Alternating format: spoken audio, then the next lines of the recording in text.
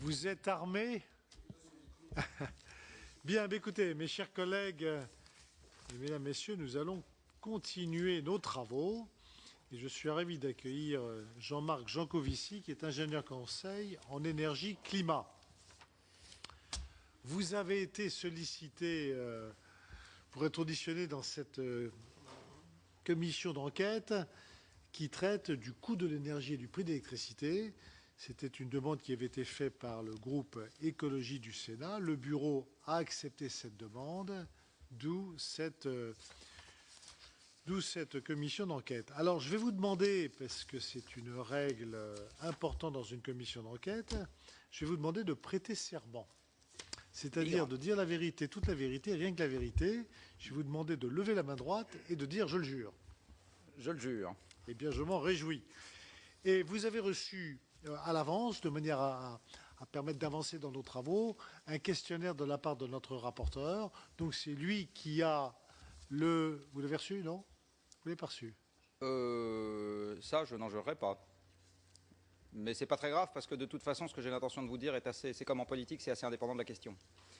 Ah bon? On va quand même vous demander de rester un petit peu dans le sujet. Mais écoutez, je vais quand même lui donner à lui la parole. Il va vous rappeler un petit peu les 6 questions qu'il avait l'intention de vous poser. Et puis vous y répondrez en totalité, partiellement.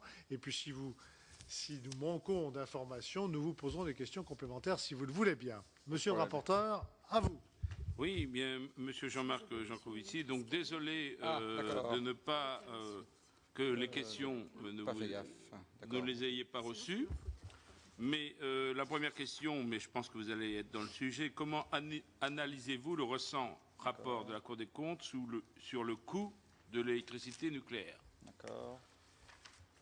Êtes-vous favorable, notamment pour ce qui concerne le coût de l'électricité, à la prolongation de durée de vie des centrales nucléaires ou au développement d'une nouvelle génération de centrales EPR ou 4e génération ou un développement des énergies renouvelables? De manière générale, les tarifs actuels d'électricité vous paraissent-ils refléter fidèlement le coût réel de l'électricité? Ces mêmes tarifs vous semblent-ils pertinents d'un point de vue environnemental au regard du message à envoyer aux consommateurs?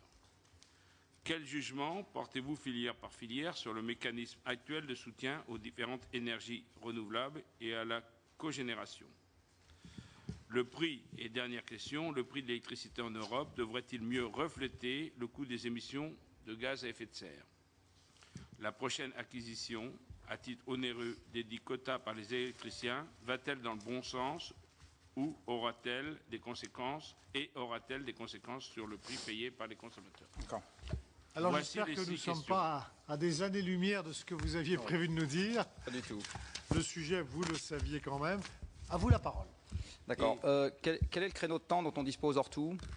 1h15, donc vous avez 45 minutes au maximum pour présenter. Laissez du temps pour les questions. D'accord. Alors si vous ne voulez pas attraper un torticolis, les images que je vais montrer... Oui, je vais me déplacer, moi. sont juste derrière. Et pendant que vous vous déplacez, en fait, la réponse aux questions que vous m'avez posées peut tenir en très peu de mots à partir du moment où on partage les présupposés que je vais essayer de vous montrer maintenant. Donc dit autrement, c'est la partie que je vais essayer de vous exposer maintenant qui assoit les réponses aux questions que je vais vous faire, qui iront assez vite ensuite.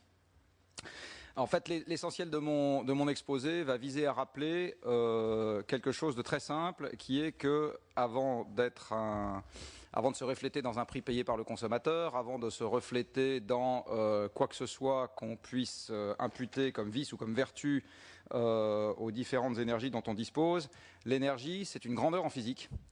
L'énergie, c'est par définition en physique la grandeur qui caractérise le changement d'état d'un système. Alors je voudrais faire ce petit rappel, parce que dire que l'énergie est une grandeur physique, c'est dire qu'elle obéit à un certain nombre de lois, et je soutiens, comme un certain nombre de gens, que les faits scientifiques ne sont pas des opinions, c'est-à-dire qu'ils s'imposent à nous, et que si on essaye de construire l'avenir en ignorant les faits scientifiques, tout ce qu'on fait, c'est d'aller dans le mur. Donc je vais essayer de vous rappeler quelques éléments de base sur l'énergie.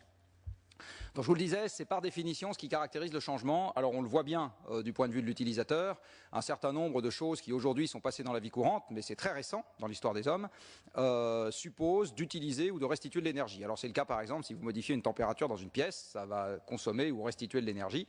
Si vous mettez un objet en mouvement ou si vous l'arrêtez, il va y avoir de l'énergie qui va intervenir dans cette histoire. Si vous changez une forme, vous avez de l'énergie qui intervient. Et aujourd'hui, tous les ouvriers d'usine sont devenus essentiellement des gens qui appuient sur des boutons et des manettes pour piloter des machines qui vont modifier, changer, déformer, extruder, exfiler, aplatir, emboutir, etc. Donc l'ouvrier moderne, il n'utilise pas plus ses muscles que l'employé des services, il appuie sur des boutons et des manettes. On utilise de l'énergie quand on modifie une composition chimique. C'est du reste celle que notre organisme a utilisée en premier pour qu'on ait des muscles et qu'on puisse se mouvoir. Quand vous avez un corps qui se déplace dans un champ avec lequel il interagit, vous avez de l'énergie qui intervient. Quand une composition atomique change, vous avez de l'énergie qui intervient. Et soit dit en passant, toutes les énergies qu'on utilise sur Terre sont des dérivés directs ou indirects de l'énergie nucléaire. Et enfin, vous avez de l'énergie qui intervient quand de la matière et du rayonnement interagissent. Donc dire qu'on utilise de l'énergie ou dire qu'on change le monde qui nous entoure, c'est pareil. C'est exactement pareil. Et de là, soit dit en passant, vous avez une conclusion simple qui est que l'énergie propre n'existe pas, puisque par définition, utiliser de l'énergie, c'est changer ce qui nous entoure, et ça ne peut pas être propre. Vous savez, être propre, c'est laisser les lieux dans l'état dans lequel vous les avez trouvés, et quand on utilise de l'énergie, c'est justement pour faire l'inverse. Donc l'énergie propre, ça ne peut pas exister. Ce qui peut exister, c'est une énergie dont les bénéfices sont significativement plus importants que les inconvénients, ou l'inverse. Mais une énergie propre, ça n'existe pas. C'est juste une affaire de chiffres. Comme c'est une grandeur en physique, c'est juste une affaire de chiffres, tout ça. Ce qui a fait la totalité du monde qui nous entoure aujourd'hui, c'est ce que je vais vous exposer. C'est le petit calcul d'ordre de grandeur que je vais vous exposer maintenant. Donc je soutiens que ce qui a fait les 35 heures, l'égalité homme-femme, le divorce, les études longues, la tertiarisation de l'économie, l'étalement urbain, la concentration urbaine, les campagnes qui se vident, etc., c'est juste ce que je vais vous expliquer maintenant. Ce que je vais vous expliquer maintenant, c'est la comparaison entre l'énergie qui est capable de fournir vos muscles, ou les miens, et l'énergie qui est associée à toutes les machines que nous utilisons, y compris le vidéoprojecteur qui est en train d'être utilisé en ce moment, l'ordinateur dont je me sers, le métro qui m'a amené ici, la machine qui vous a fait le café, etc. Alors si je prends mon organisme humain et que je prends quelqu'un de bien entraîné, donc je prends un militaire du PGHM et je le fais monter sur le Mont Blanc, chose qu'il fait tous les matins pour se mettre en appétit, eh bien si mon militaire pèse 65 kg, il aura restitué dans cet exercice de l'ordre d'un demi-kilowattheure d'énergie mécanique. Alors je ne sais pas qui d'entre vous est déjà monté sur le Mont Blanc en une journée. Moi je l'ai fait, mais en 2 jours. Donc je peux vous dire que ce genre d'effort c'est assez significatif. Et si vous faites ça le lundi, vous ne le ferez pas le mardi, le mercredi, le jeudi, le vendredi, le samedi, le dimanche, et on recommence la semaine d'après. Donc vous prenez un organisme humain, le maximum de ce qu'il est capable de fournir avec ses jambes, qui sont les muscles les plus puissants de notre organisme, en une journée, c'est une fraction de kilowattheure. Fraction de kilowattheure par journée de travail. Admettons que je ne sois pas un esclavagiste, mais quelqu'un qui paye correctement ses employés. Eh bien, en payant cette personne au SMIC, donc je l'installe sur un pédalier dans une usine, je la fais pédaler comme un forcené pour me fournir de l'énergie, je la paye au SMIC. Eh bien, je vais payer mon kilowattheure d'énergie mécanique de l'ordre de quelques centaines d'euros. Quelques centaines d'euros. Quand bien même je ne respecterai aucune des lois sociales en vigueur dans ce pays et que je ferai appel à des esclaves, le simple fait de devoir les maintenir en vie, les nourrir, les protéger du froid, des prédateurs, etc., m'amènerait encore mon kilowattheure d'énergie mécanique à quelques euros ou quelques dizaines d'euros. Et vous verrez la comparaison tout à l'heure avec l'énergie des machines, et vous comprendrez pourquoi l'esclavagisme a disparu. Si maintenant je fais appel à quelqu'un qui utilise ses bras, en gros je suis un facteur 10 en dessous, en ce qui concerne la quantité d'énergie restituée, et donc je suis un facteur 10 au-dessus, en ce qui concerne le prix que je vais payer mon énergie mécanique. Si je me prends maintenant notre très chère essence, qui en ce moment affole tant les foules, eh bien, 1 litre d'essence contient de l'ordre de 10 kWh d'énergie chimique. Une fois que je fais passer ça dans un moteur, j'ai quelques kilowattheures d'énergie mécanique, ce qui veut dire qu'en coût marginal, là j'ai pas mis le coût du moteur, le kilowattheure d'énergie mécanique issu d'une machine va coûter 1000 à 10 000 fois moins cher que le coût du travail de quelqu'un payé au SMIC. Alors une fois que je vous ai dit ça, je vous ai dit que n'importe quel différentiel de salaire dans le monde se compense par n'importe quel trajet. Je vous ai dit qu'en mettant des machines à notre service, on a multiplié notre pouvoir d'achat par 50, 100, 1000. Voilà, je vous ai tout dit. Tout, absolument tout. Tout ce qui fait les acquis sociaux réside là-dedans. Tout. Alors, vous verrez après que ça a quelques implications. Alors la première que ça a, c'est que contrairement à une idée couramment répandue, le prix réel de l'énergie, depuis qu'on en utilise, n'a pas augmenté, il a considérablement décru. Qu'est-ce que le prix réel ? C'est le temps que vous devez travailler pour vous payer 1 kWh. La seule chose qui n'a pas varié depuis mes arrière-grands-parents, c'est le fait qu'il y ait 24 heures par jour. Et donc, la seule chose incompressible, la seule unité constante dans le temps, pardon de cette répétition, pour mesurer le prix réel de quelque chose, c'est le temps que je dois travailler pour l'acquérir, ou le temps que je dois consacrer à son acquisition. Toute autre unité monétaire est trompeuse, et en particulier le prix en monnaie courante, et même le prix en monnaie constante, parce qu'il faut ramener ça à ce que les gens gagnent, et si la fiche de paye augmente plus vite que le prix en monnaie constante, le prix réel n'a pas du tout augmenté, il a baissé. Ici, vous avez le prix du pétrole, qui a été le prix directeur de toutes les autres énergies et qui le reste encore pendant très longtemps, donc depuis 1860. Et vous voyez qu'en monnaie constante, le prix du baril de pétrole, entre 1880, là il était concurrent de l'huile de baleine, donc il a décru à peu près comme le prix de l'huile de baleine. Entre 1880 et 1970, le prix du baril de pétrole est resté relativement stable aux alentours de 20 $ en monnaie constante, pendant que dans le même temps, la fiche de paye du consommateur occidental était multipliée par 15 à 20. Ça revient à dire que le prix du litre de pétrole, en termes réels, a été divisé par 15 à 20. Et comme dans le même temps, ma corporation, celle des ingénieurs, a remarquablement travaillé et a augmenté l'efficacité mécanique de l'utilisation d'un litre de pétrole de n'importe quoi entre un facteur 2 et 10, ça veut dire que mon esclave énergétique, là dont je parlais tout à l'heure, c'est-à-dire la machine qui travaille à ma place, eh bien le coût réel de mon kilowattheure issu de mon esclave énergétique a été divisé par n'importe quoi entre 50 et 100 en l'espace d'un siècle. Maintenant, si vous prenez le prix de n'importe quel objet qu'on peut acquérir aujourd'hui, une table, une chaise, une paire de lunettes, une chemise, etc., et qui existait déjà il y a un siècle, vous vous rendrez compte que son prix réel, c'est-à-dire exprimé en temps de travail, a été divisé par un facteur 50 à 100. C'est ça l'augmentation du pouvoir d'achat. C'est très exactement ça l'augmentation du pouvoir d'achat. Donc l'augmentation du pouvoir d'achat peut se ramener en première approximation à la baisse du prix réel de l'énergie. Je dis bien en première approximation. Même sur des périodes récentes, contrairement à l'idée qu'on s'en fait, le prix de l'énergie continue de baisser. Alors vous avez ici un très beau graphique issu d'un très beau service, d'un très beau ministère français, qui est le SOES, et qui vous donne, donc le service de l'observation et des statistiques, je ne sais pas s'ils prêtent serment, mais ils font de très bonnes statistiques, et vous avez ici, pour commencer, les budgets carburant et électricité, gaz et autres combustibles des Français depuis 1970. Alors vous voyez, si je regarde le budget, ça monte. Donc je me dis, bon, bah, donc les gens payent de plus en plus cher. En fait, le truc important, c'est ça. C'est-à-dire la part dans le budget des ménages, dit autrement, le temps de travail qu'il faut consacrer à acheter son énergie. Et là, vous voyez qu'on a une évolution qui est l'exact inverse. Et que l'énergie coûte aujourd'hui moins cher qu'avant le premier choc pétrolier. Moins cher qu'avant le premier choc pétrolier. Donc, contrairement, encore une fois, à une idée couramment répandue, et ça appuiera une partie des réponses que je vais vous faire un peu plus tard, l'énergie ne vaut pas de plus en plus cher, elle vaut de moins en moins cher. En fait, elle est passée de rien à encore moins. Quand je vous disais tout à l'heure que l'énergie mécanique vaut 1 millième à 1 10 millième du coût du travail humain, c'est de vous dire que l'énergie ne vaut rien. Et sur les 40 dernières années, elle est passée de rien à encore moins. Qu'est-ce qu'on utilise comme énergie en France? Alors, il y a une confusion qui est souvent faite par les journalistes dans ce pays, qui est de confondre énergie et électricité. Au motif que les seuls dispositifs de production que nous avons dans notre pays, c'est plus des puits de pétrole, et c'est plus des puits de gaz, et c'est plus des mines de charbon, mais c'est des centrales électriques. Une confusion est faite en permanence, je dis bien en permanence, entre énergie et électricité. Alors si je regarde l'énergie que consomment les Français, qu'est-ce que je vais trouver? Je vais trouver pour l'essentiel des combustibles fossiles importés, donc il a fallu un peu pomper pour les extraire du sol, et il faut les faire venir chez nous. C'est pour l'essentiel l'énergie que nous utilisons. L'essentiel de l'énergie que nous utilisons en France est fossile. La part du pétrole dans la consommation des Français est exactement la même que la part du pétrole dans la consommation des Anglais ou des Allemands ou des Italiens ou même des Américains. Ils en consomment un peu plus que nous, mais pas beaucoup. Donc contrairement à une idée couramment répandue, le nucléaire ne sert pas à éviter du pétrole, il sert à éviter du gaz et du charbon, ce qui de mon point de vue est une excellente idée, mais il ne sert pas à économiser du pétrole. Voilà, je vous ai mis là ce que représente le chauffage électrique. Alors c'est important, mais enfin c'est loin d'être l'essentiel. Notez également que dans les bâtiments, c'est-à-dire ce qu'on appelle résidentiel ici et tertiaire là, le chauffage électrique c'est moins d'électricité que ce qui est consommé pour le reste. Donc dit autrement, ce qui augmente le plus vite aujourd'hui dans les bâtiments, c'est pas l'électricité qui sert à se chauffer, c'est l'électricité qui sert à tout le reste. Les machines qui montent et qui descendent, qui cuisent, qui refroidissent, qui tournent, qui tripotent, qui je sais pas quoi, qui nous permettent de nous amener des tas d'images extraordinaires. Mais ce n'est pas le chauffage qui est à l'origine de l'essentiel de la consommation électrique dans les bâtiments.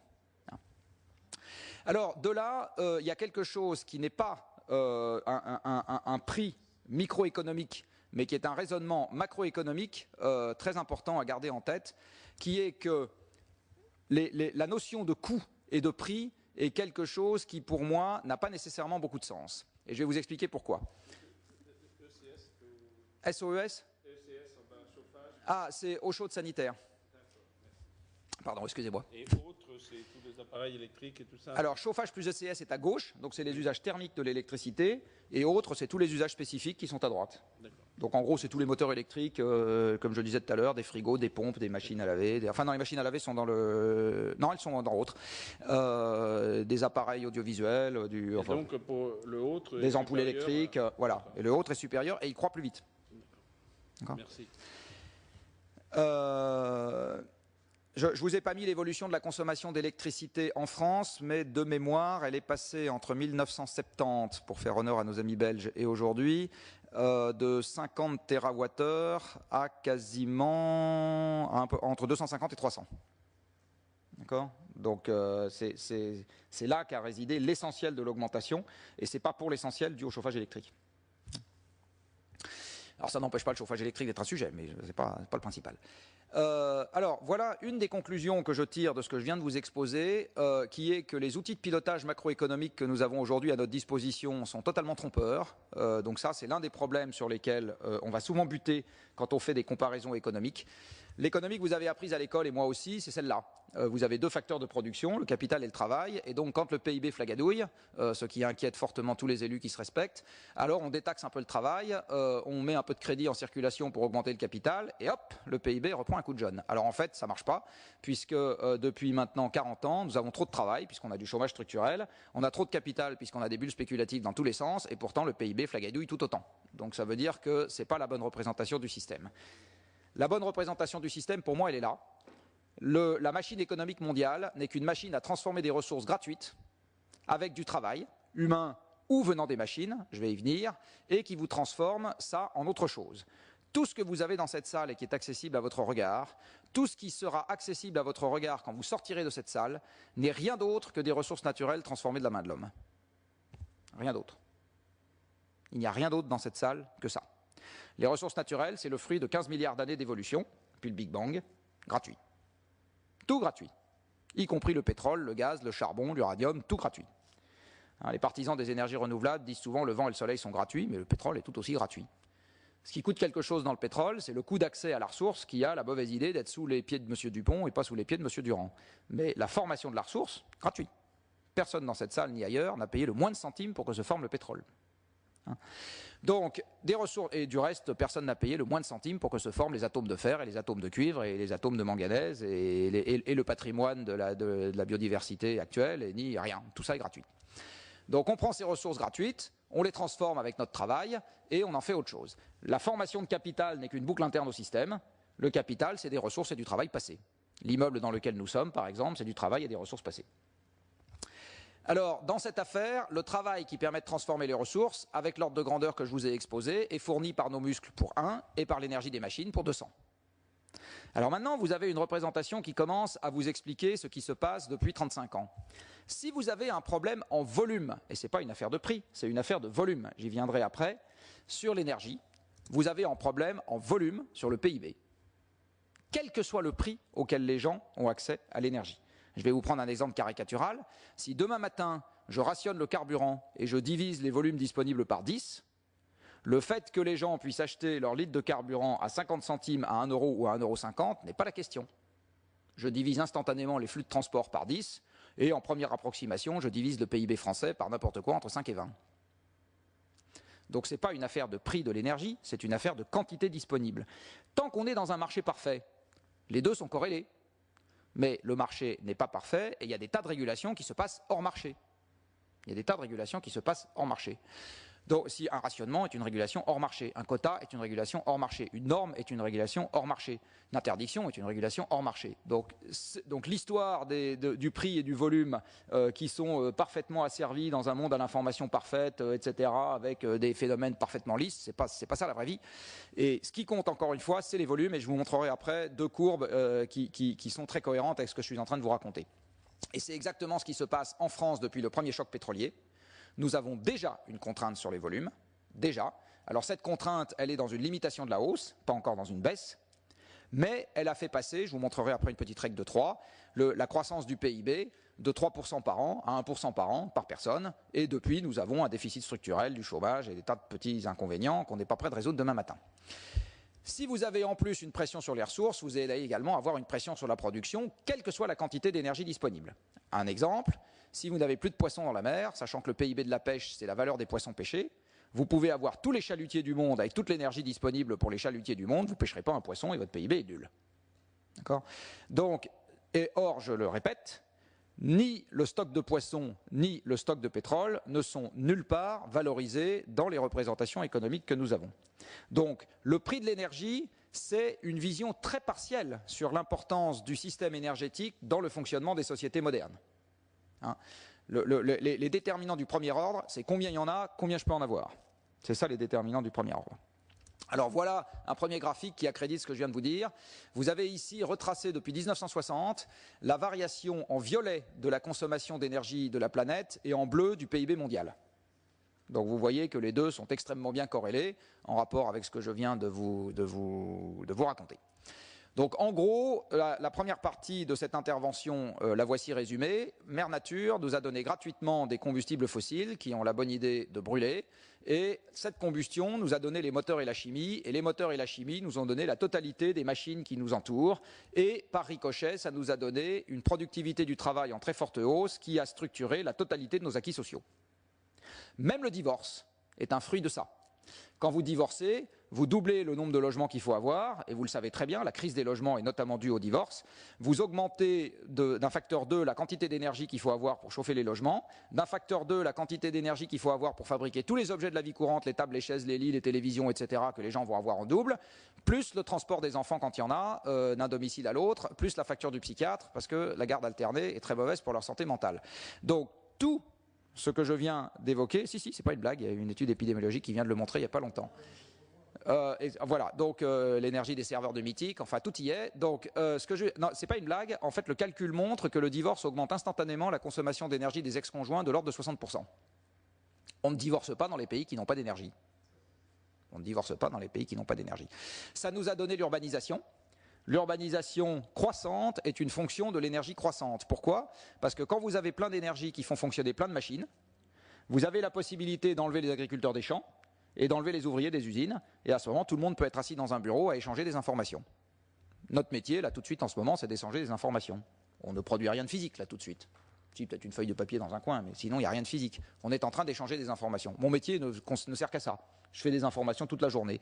Comme le comptable, comme le banquier, comme l'employé qui traite vos feuilles de sécu. Tous ces gens-là traitent des informations.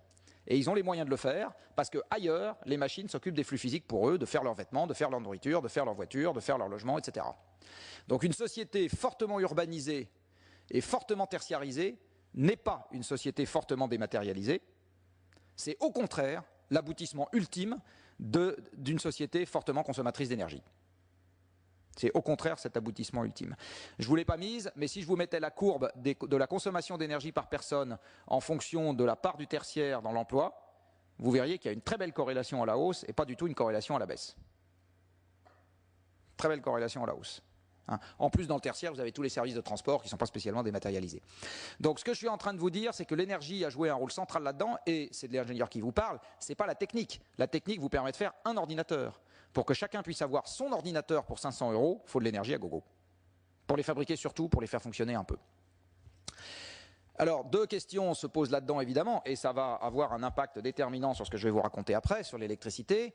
1, est-ce qu'il y a un goulet d'étranglement en amont dans cette affaire, sur l'accès aux combustibles fossiles? Et 2, est-ce qu'on a un goulet d'étranglement en aval sur le changement climatique induit par le fait de rajouter du CO2 dans l'atmosphère? Alors, je vais très rapidement traiter les deux questions. La première fait appel à un petit théorème de maths. Il se trouve que les combustibles fossiles mettent des centaines de millions d'années à se former. Donc, aux échelles de temps qui nous intéressent, le charbon 300 millions d'années, le pétrole 50, pour faire les choses 100 plutôt. Aux échelles de temps qui nous intéressent, on peut donc considérer que le stock extractible de combustibles fossiles est donné une fois pour toutes. Je ne sais pas exactement à l'avance ce qu'il est, mais il est donné une fois pour toutes.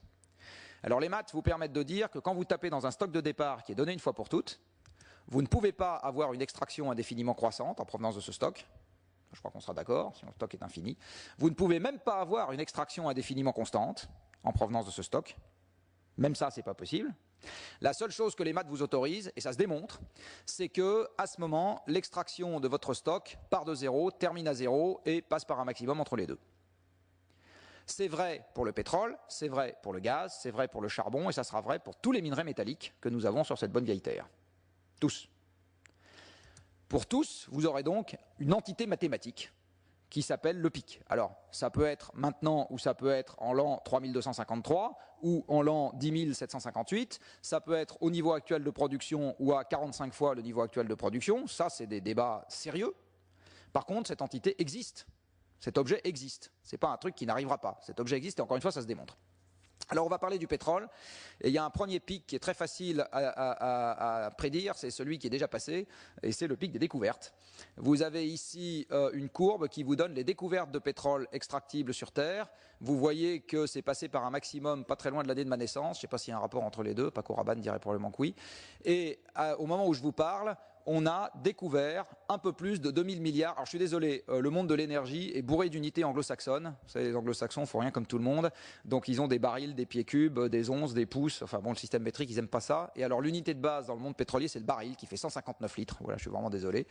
Les pétroliers adorent compter en millions de barils par jour et en milliards de barils extractibles. Voilà, c'est leur dada. Alors, le pétrole extractible connu au moment où je vous parle, il faut prolonger un peu la courbe parce que ce truc-là date d'il y a quelques années, est un peu supérieur à 2000 milliards de barils. Et de ces 2000 milliards de barils, nous avons fait sortir en quantité croissante jusqu'en 2005 et stable depuis 2005. Hein, la production mondiale de pétrole n'augmente plus depuis 2005. À peu près 1200 milliards de barils.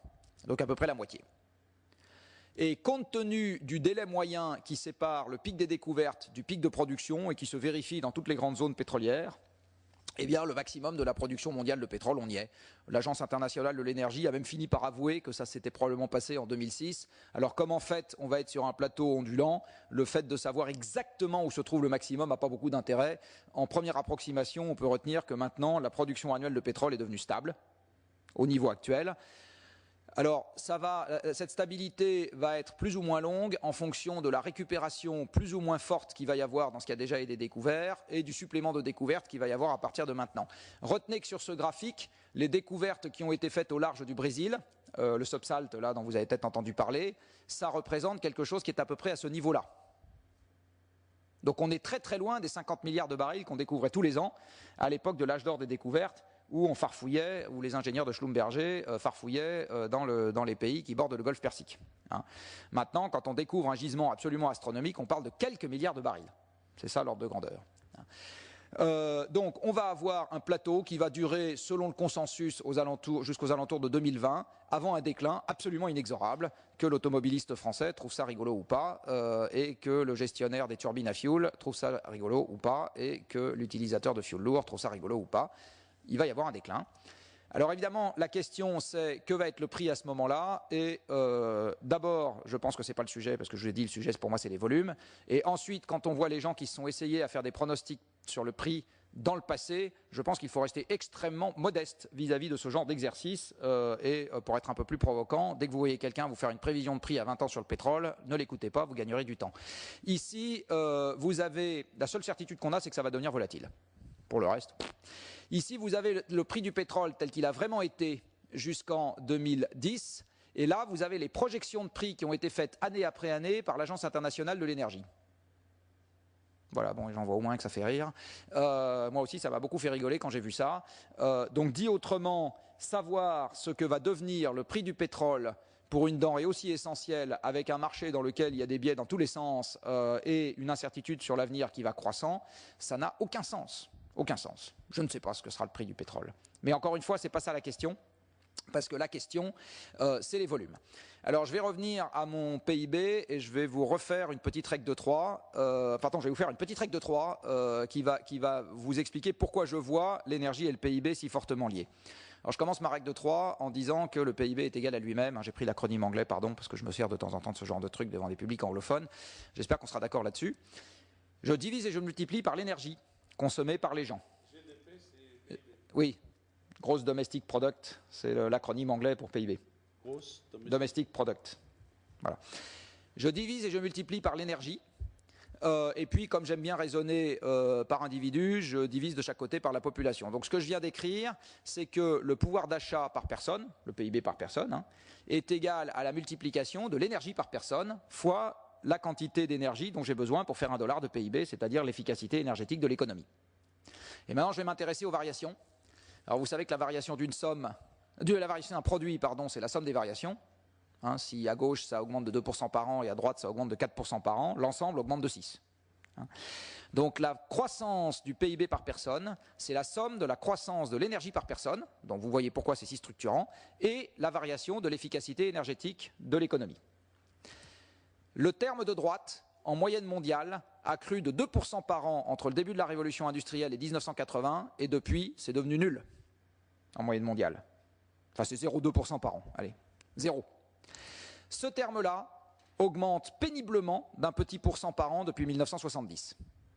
Ce qui veut dire que le terme de gauche, qui concerne essentiellement les économies dites développées jusqu'en 1990-95, est passé brutalement en 1980 pour des raisons physiques, de 3% par an à 1% par an, entraînant dans son sillage le début de l'apparition puis l'augmentation de la dette des États souverains, l'endettement des ménages et des entreprises, la volatilité sur le prix de l'énergie, l'apparition du chômage structurel qui, sauf l'épisode de 29, n'existait pas avant. Bref, tous les petits désagréments qu'aujourd'hui on vous promet qu'on va résoudre à la prochaine élection et qui, bien évidemment, hors plan Marshall, ne seront pas résolus. Donc, c'est juste pour dire que toute réflexion prospective sur le prix de l'énergie, et c'est là-dessus que je voulais en venir, doit s'inscrire dans un contexte dans lequel il n'y aura pas le retour à la croissance. J'y crois pas, à cause de ça. Pas parce que je suis un... Le GDP, donc c'est le PIB, oui. Le produit intérieur brut de la France, là. Alors, vous pouvez prendre ça sur n'importe quelle frontière géographique. Là, en l'occurrence, je viens de vous donner quelque chose qui vaut pour le monde dans son ensemble. Le monde. Mais si j'avais fait la même chose pour la France, pour les États-Unis, c'est à peu près comme ça et ça descend légèrement ici. Et pour la France, c'est à peu près comme ça et ça descend légèrement ici aussi. D'accord. Là, c'est donc pour le monde entier. Et oui. Énergie, ça représente quoi? Le volume d'énergie? Oui, le volume, c'est pas le prix. C'est la quantité d'énergie par personne. Donc, c'est des kilowattheures par personne et par an.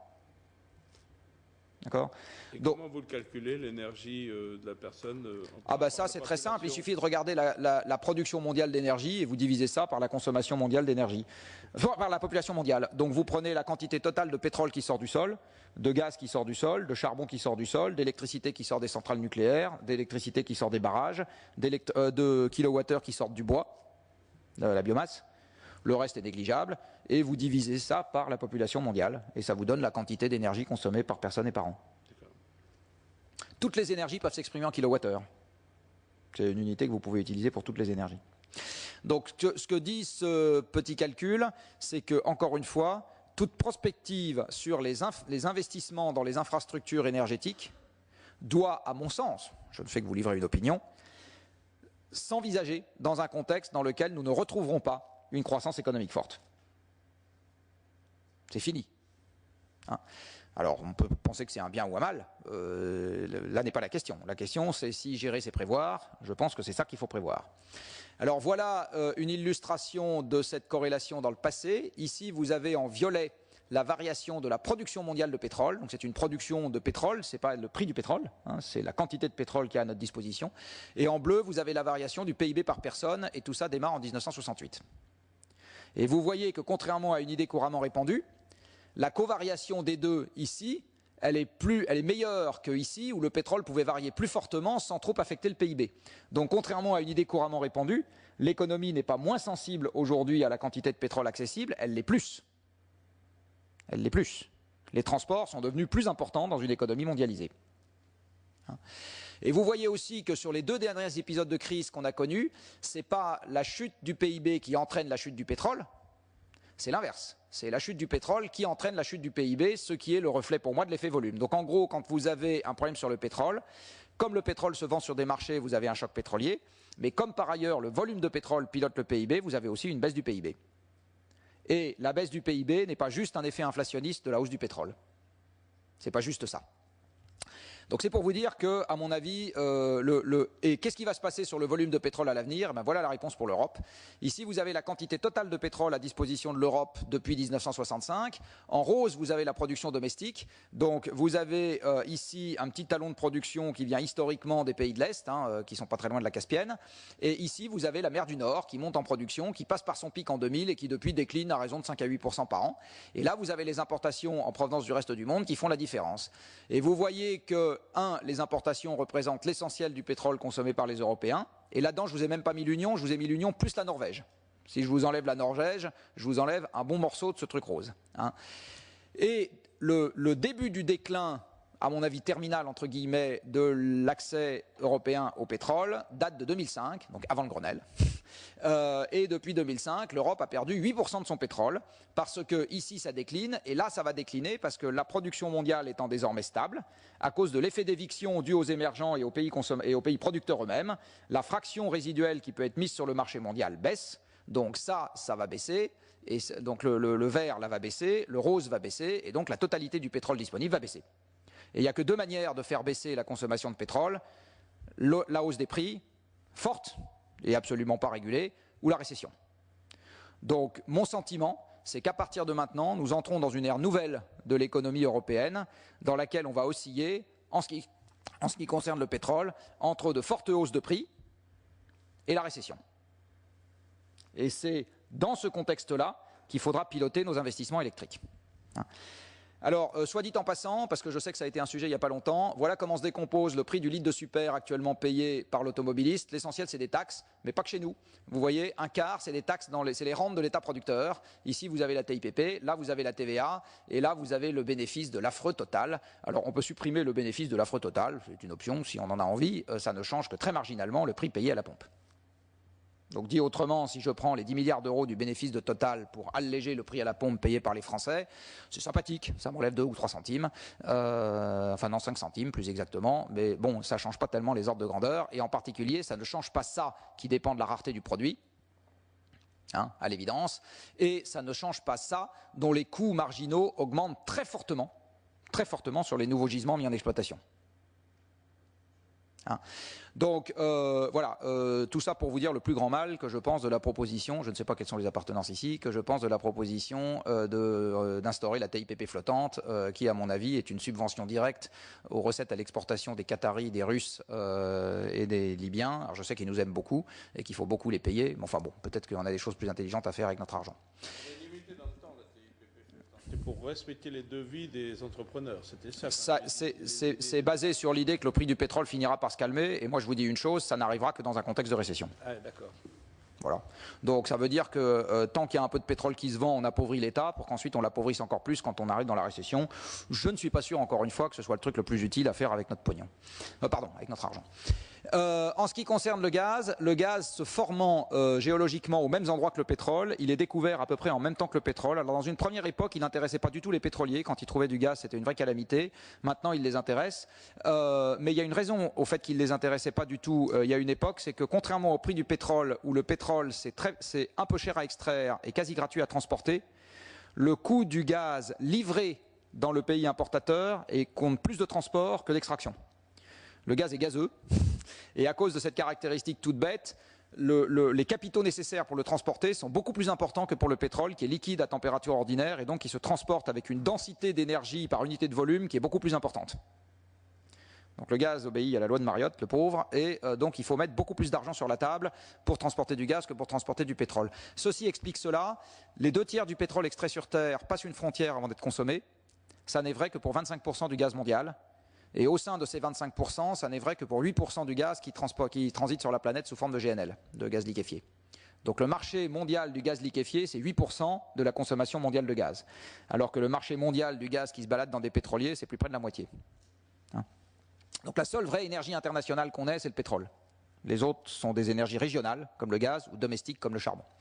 Donc le pic de découverte de gaz a déjà été passé depuis longtemps. Alors là, pareil, même histoire, la production va monter, puis elle va descendre.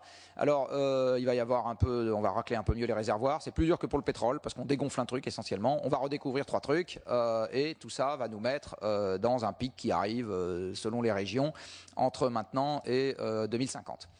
Voilà l'approvisionnement gazier de l'Europe. vous voyez que ça s'inverse par rapport au pétrole. Les importations ne font que 40%. Par contre, la mer du Nord, qui fait les 60% restants, a passé son pic dans les années 2000. Elle est en léger déclin pour le moment. Et quand la Norvège passera son pic d'ici à 2020, le déclin va fortement s'accélérer. Alors là, j'en tire une conclusion que je vais vous relivrer plus tard. L'idée sympathique qu'on puisse, même en période de transition, remplacer la moindre centrale nucléaire par du gaz en Europe, se fera nécessairement au détriment d'une consommation de gaz existante ailleurs. Nécessairement. On ne peut pas rajouter du gaz à la consommation actuelle de l'Europe qui est déjà partie à la baisse. Ce que vient de faire Mme Merkel en décidant de relancer le plan Schröder, en disant qu'elle va remplacer son nucléaire par du gaz venu de Russie, en ayant eu la bonne idée de se mettre juste au bout du tuyau, aura un effet d'éviction direct sur le consommateur français. Direct. Alors c'est son droit de le faire. Les textes européens ne lui interdisent pas. Il faut juste qu'on comprenne bien en France ce que ça signifie. Hein ? Ça va avoir un effet d'éviction direct sur le consommateur français. On vous a probablement parlé des gaz de schiste. Alors là encore, la presse a eu la langue qui a fourché. Ce n'est pas des gaz de schiste. Pour l'essentiel, c'est des gaz d'autre chose. Les gaz non conventionnels, ici vous avez la production de gaz non conventionnels aux États-Unis, fait appel à 3 familles de gaz. Une petite partie, c'est du gaz de schiste, qu'en fait, il convient d'appeler du gaz de roche-mère. C'est du gaz qui s'est formé dans la roche dans laquelle il y avait les sédiments organiques qui permettent la formation du pétrole et du gaz et qui n'a pas quitté cette roche. Mais l'essentiel des gaz non conventionnels aux États-Unis aujourd'hui viennent de 2 autres catégories. Le gaz de charbon, c'est tout simplement du grisou.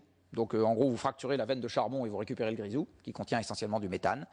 Et du gaz de réservoir compact. Le réservoir compact, c'est un réservoir de gaz conventionnel. C'est du gaz qui a migré depuis la roche-mère vers une roche-réservoir. Et simplement, la roche-réservoir s'est un peu resédimentée après. Et donc, la perméabilité n'est plus assurée. Et il faut recréer de la perméabilité en fracturant la roche. C'est aussi des techniques de fracturation. Géologiquement, ça n'a rien à voir. Vous trouvez du gaz de réservoir compact là où vous trouvez du gaz tout court. Vous trouvez du gaz de roche-mère là où il y a des roches-mères, peut-être. En France, il n'est pas du tout dit qu'on ait du gaz de roche-mère dans les roches-mères. On sait qu'on a des roches-mères parce que ça, c'est le seul truc qu'on puisse savoir depuis la surface. Pour savoir s'il y a du gaz dedans, il faut faire un trou. Alors, je ne suis pas en train de vous dire qu'il faut faire le trou. Je suis juste en train de vous dire, techniquement, vous ne pouvez pas savoir s'il y a du gaz ou pas dans la roche-mère tant que vous n'avez pas fait le trou. Je vous rappelle qu'en ce qui concerne le pétrole, quand vous trouvez une formation géologique que vous soupçonnez de contenir du pétrole, 5 puits d'exploration sur 6 sont secs. 5 sur 6. Hein, donc vous trouvez depuis la surface une formation géologique dont vous vous dites tiens ça, par échographie, c'est de la sismique, hein, donc vous vous dites tiens là-dedans il y a peut-être du pétrole, et vous allez faire le trou, et 5 fois sur 6 il n'y a rien. Hein. Donc qu'on ait en Europe, en France en particulier, des gaz de schiste, j'en sais rien, peut-être que oui, peut-être que non, il faut aller voir, si on veut vraiment savoir. Alors peut-être qu'on ne veut pas savoir, ce qui est un débat en soi, mais si on veut savoir, il faut aller voir, il n'y a pas d'autre moyen. Est-ce qu'en Europe, on a des gaz de réservoir compact? La réponse est non. Et est-ce qu'on a du gaz de charbon? Chez les gens qui ont du charbon, la réponse est oui. Et en France, comme il n'y a plus de charbon ou très peu, la réponse est non. Donc, confondre gaz de schiste avec gaz non conventionnel, schiste avec gaz de schiste et tout extrapoler à la France est quelque chose qui est malheureusement de mauvais raccourcis médiatiques. La réalité, c'est qu'on ne sait pas s'il y a un approvisionnement en gaz de schiste en provenance de la France. Et quand bien même il y en aurait un, c'est considérablement plus capitalistique que le gaz conventionnel. Tout le gaz du gisement de lac est sorti par un seul trou. Un seul. Il y a eu un seul forage d'exploitation dans le gisement gazier de lac. Là, avec les gaz non conventionnels, vous drainez une surface qui est de l'ordre du kilomètre carré, quelques kilomètres carrés, quand vous faites un puits. Donc il faut faire un puits tous les kilomètres, en gros. Donc je vous laisse imaginer un puits tous les kilomètres dans les Cévennes. Encore une fois, on peut le souhaiter, mais c'est ce genre de truc qu'il faut avoir en tête. Il faut pouvoir forer le puits facilement, il faut avoir l'argent pour forer les puits en permanence. Hein, très capitalistique. Voilà. Alors maintenant, venons-en à l'électricité. Avec quoi fait-on l'électricité en Europe? Ça, peut-être que vous l'avez déjà vu au stade où vous en êtes. C'est une carte dans laquelle vous avez les sources d'énergie utilisées pour faire de l'électricité un peu partout en Europe. Comme vous le savez, l'énergie ne sort pas du mur, contrairement à la réponse à un sondage classique qui a été fait aux États-Unis. Il faut la faire à partir d'autre chose. Alors cette autre chose, il est en Europe pour beaucoup du charbon. Nos amis allemands font la moitié de leur électricité avec du charbon et du reste l'énergie concept allemand, c'est pas du tout de faire des éoliennes, c'est de faire du charbon et du gaz pour l'essentiel. Donc ils ont 20 gigawatts de capacité fossile en construction pour décommissionner les 23 gigawatts de nucléaire qu'ils ont actuellement en service. Et ils vont faire essentiellement du gaz et du charbon. Alors avec un peu de chance, la population diminuera suffisamment vite pour que leurs émissions de CO2 n'augmentent pas. Mais c'est l'effet combiné du vieillissement de la population et du gaz et du charbon qui va être le plan allemand de transition énergétique. Alors moi je veux bien que la presse française applaudisse les 4 mains, mais enfin j'ai quelques doutes sur le côté écologique du machin. Donc le charbon, un tiers de l'électricité européenne. Après, vous avez du gaz qui fait de l'ordre de 15 à 20%. Et comme je vous l'ai montré tout à l'heure, ce gaz, on est déjà dans la seringue. C'est-à-dire que la quantité de gaz qui est disponible est quelque chose qui est déjà parti à la baisse. On a également de l'hydroélectricité que je vais évoquer juste après. Et enfin, on a du vent. Alors le vent, c'est quelque chose qui n'est pas significatif aujourd'hui à l'échelle européenne. Et la question de savoir si ça peut devenir significatif devrait faire l'objet de beaucoup plus de temps que je n'en ai aujourd'hui.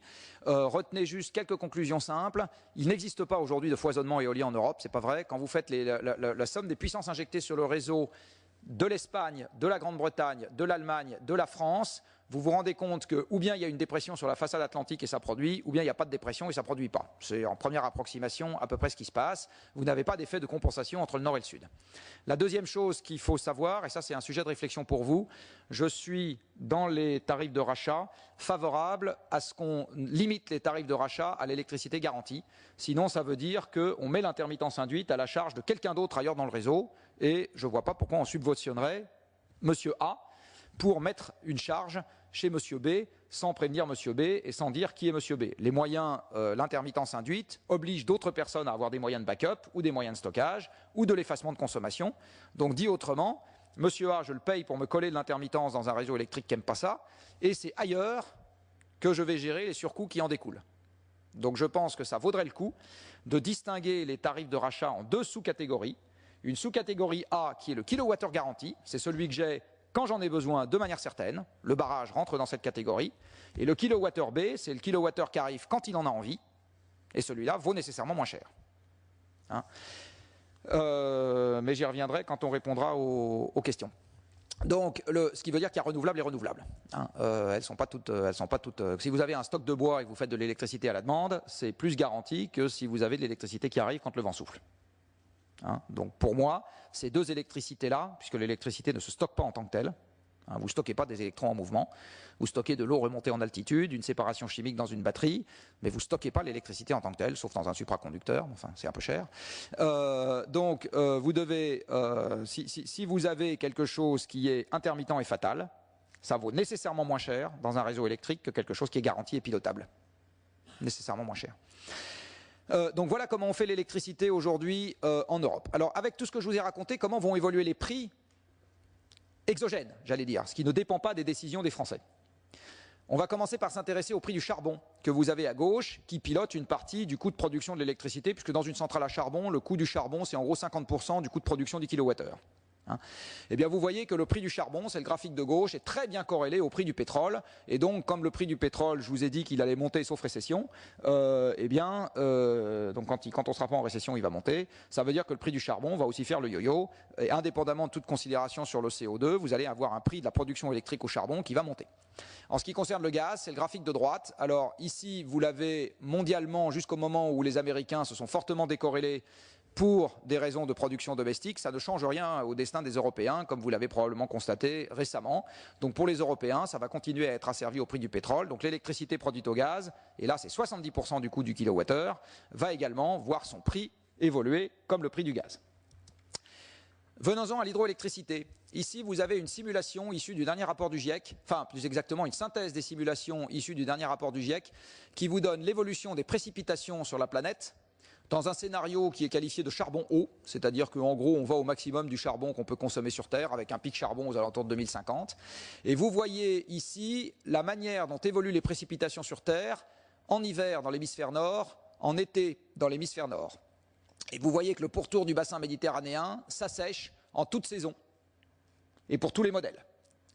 Donc l'hydraulicité que nous allons avoir en Europe va probablement baisser, et l'hydraulicité, comme vous le voyez ici, pilote quand même une partie de l'électricité que nous produisons, et surtout c'est la plus précieuse de toutes les formes de production électrique parce que c'est celle qui est la plus modulable et la plus pilotable. Hein. Le truc qui vous réagit, qui vous délivre 2 gigawatts en 3 minutes, c'est un barrage. Aucune autre forme de production électrique ne sait faire ça. Aucune. Hein. Donc l'hydroélectricité est un truc extrêmement précieux dans le pilotage d'un réseau électrique, et sur cette hydroélectricité, on va avoir une contrainte à cause de la contrainte climatique. Comment on peut voir, excusez-moi, là dans ce schéma-là, vous Dites, ça a évolué, pourquoi? Parce que... Ça va évoluer. Oui, mais on le voit comment là? Alors, pardon, ce qui est en rouge, ça s'assèche, et ce qui est en bleu, vous avez les précipitations qui augmentent. D'accord, et ça, c'est la situation actuelle? Non, ça, c'est l'évolution d'ici à la fin du siècle. Donc, en gros, l'Europe devrait perdre 20 à 30% de ses précipitations d'ici à la fin du siècle. D'accord, là, c'est actuel et c'est vers la fin du siècle, c'est ça? Oui, absolument. Ce qui veut dire que... Mais c'est pas continu, cette affaire. C'est pas 1% par an. Oui, pas linéaire. C'est pas du tout l'idéal. Il va y avoir des à-coups. 2003 a été un à-coup. 2010 a été un à-coup. Hein, et ces à-coups vont se répéter. Donc il va y avoir des situations de mise sous tension du système qui vont aller en s'accroissant. Hein. Quand vous avez des épisodes caniculaires importants ou des grandes sécheresses significatives, vous avez deux inconvénients. D'une part, vous avez l'hydraulicité qui baisse, donc les barrages se remplissent moins bien. Et d'autre part, vous avez des problèmes sur le refroidissement des centrales thermiques. Et il se trouve que les centrales thermiques font, si vous mettez bout à bout nucléaire, gaz et charbon, parce que tout ça c'est thermique, hein, vous représentent en gros 75% de l'électricité européenne. Tous ces dispositifs-là ont des problèmes de refroidissement en période de canicule, pas juste les centrales nucléaires. Hein. Tous. En 2003, dans les 13 dérogations que EDF avait demandées sur ces centrales thermiques, il y en a 7 qui concernaient des centrales nucléaires et 6 qui concernaient des centrales à charbon et à pétrole. Alors comme nous avons sorti du nucléaire, la presse a largement parlé des centrales nucléaires, et comme nous n'avons pas sorti du charbon et du gaz, la presse n'a pas parlé des centrales à charbon et à gaz et à pétrole. Mais c'est exactement les mêmes problèmes. Hein. Si certains d'entre vous prennent le TGV pour aller à Marseille de temps en temps, quand vous passez à côté de la centrale de Gardanne, vous savez, vous voyez des très beaux aéro-réfrigérants par la fenêtre, c'est une centrale à charbon. Moi, je fais souvent le test. Quand je suis avec des gens dans le wagon, je leur dis c'est quoi ce truc-là? Ils me disent une centrale nucléaire. Bah non. Quand vous montrez des aéro-réfrigérants à un Américain, il pense centrale à charbon. Il ne pense pas du tout centrale nucléaire. Hein. Donc vous en avez sur toutes les centrales thermiques. Et je finis ce petit exposé avec les énergies renouvelables aujourd'hui, avant de répondre à vos questions. Alors les énergies renouvelables aujourd'hui, voici ce qu'elles représentent dans le monde. L'unité qui est utilisée sur ce graphique, c'est le million de tonnes équivalent pétrole. Je suis désolé pour cette unité barbare. Et la consommation mondiale avec cette unité vaut 14 000. Donc la consommation mondiale, c'est 14 000 millions de tonnes équivalent pétrole d'énergie. Là-dedans, vous voyez que la première énergie renouvelable, et de très loin, c'est le bois, qui fait à peu près 10% de la consommation mondiale d'énergie. Ensuite, vous avez l'hydroélectricité, qui en équivalent primaire fait à peu près 5% de la consommation mondiale d'énergie. Et ensuite, vous tombez sous le pourcent, et pour les énergies purement électriques, j'ai mis les équivalents primaires. Et vous vous rendez compte que les agrocarburants, enfin moi je les appelle agricarburants, ils ne sont pas du tout bio, c'est 0,5% de l'énergie mondiale, c'est 1,5% du pétrole mondial. Ridicule. Et pour ça, on est déjà en train d'affamer une partie des gens. Les Américains ont totalement... Ah si, ça fait 15 ou 20 ans que les Américains ont affecté la totalité de la hausse de leur production de maïs à de l'éthanol. Le Mexique, pour le moment, peut encore se payer des importations de maïs parce qu'il a des excédents pétroliers. Ces excédents pétroliers vont s'arrêter dans 4-5 ans parce que la production du Golfe du Mexique, dans la partie mexicaine, est en train de décliner. À ce moment-là, je ne sais pas ce qui se passera au Mexique, mais il va se passer des choses intéressantes. Donc, aujourd'hui, il y a une pression sur les cultures vivrières évidente due aux agrocarburants, absolument évidente. Ce n'est pas la seule, il y en a une autre due au climat. Évidemment, là j'ai une partie de la réponse à une autre question que vous m'avez posée. Est-ce que ça vaut le coup de mettre des tarifs de rachat exorbitants là-dessus et là-dessus quand on a un problème sur quelque chose qui vaut 50 ou 100 fois ça? Ma réponse est non. C'est du gaspillage d'argent. Non, ça ne sert strictement à rien. Si, ça sert à se faire plaisir. Dit autrement, tant qu'il y a de la croissance parce qu'on a plein de gaz, de charbon et de pétrole, ça sert à se donner bonne conscience en recyclant 3 surplus. Le jour où l'économie sera atteinte dans le dur, parce que pétrole, gaz et charbon commenceront à décliner pour de bon dans l'approvisionnement français, on arrêtera de se livrer à ce genre de plaisanterie. La première fois que je l'ai écrit, c'était en 2004. Donc la première fois que j'ai écrit, c'était en 2004, que les subventions au photovoltaïque et à l'éolien s'arrêteraient au moment des récessions, qui seraient justement dues aux problèmes que ça prétend éviter. Et je crois que nous y sommes. Voilà, donc voilà un petit panorama sur quelques éléments de réflexion qui, à mon avis, doivent encadrer toute forme de réflexion sur les tarifs de l'électricité en particulier et de l'énergie en général. Alors maintenant, je peux répondre rapidement aux questions, ou moins rapidement du reste, aux questions qui m'ont été posées. Avant peut-être, sauf à ce qu'il y ait des questions sur ce que je viens de présenter... Non renouvelable, c'est le pétrole qui est l'énergie la plus utilisée. Oui, je ne vous ai pas mis ça. Alors dans le mix mondial, le pétrole représente 1/3 de l'énergie primaire Et dans ce qu'on appelle l'énergie finale, c'est-à-dire celle qui sort du système énergétique et qui est mise à la disposition des consommateurs, c'est au-dessus de 40%. Donc le pétrole domine le mix énergétique mondial de la tête et des épaules. Et dans le système de transport, qui aujourd'hui est le sang du système économique mondial, c'est 98% la part du pétrole. Donc le pétrole pilote, c'est la raison pour laquelle aujourd'hui le pétrole pilote le PIB en volume. C'est vraiment ça. Si demain matin je prive la France de transport, Paris meurt de faim, vous avez des émeutes partout, enfin je veux dire, le pays s'effondre. Donc le pétrole et ensuite le gaz et... Le pétrole, ensuite le charbon. Alors pétrole, c'est 1/3 de l'énergie mondiale, charbon 25, gaz 20, biomasse 10, nucléaire et hydroélectricité à parité à 5, et le reste fait 2, allez, 1,5. Autre précision, le charbon sert essentiellement à faire de l'électricité. À peu près les 2/3 du charbon extrait sur la planète servent à faire de l'électricité, et symétriquement, la première source de production électrique dans le monde, c'est le charbon, avec à peu près 40% de l'électricité mondiale. Toujours pour fixer les ordres de grandeur, entre 1945, année où certains d'entre vous étaient déjà vivants, et aujourd'hui, eh bien, la production électrique mondiale est passée de 600 TWh, c'est-à-dire la production française actuelle, à 20 000.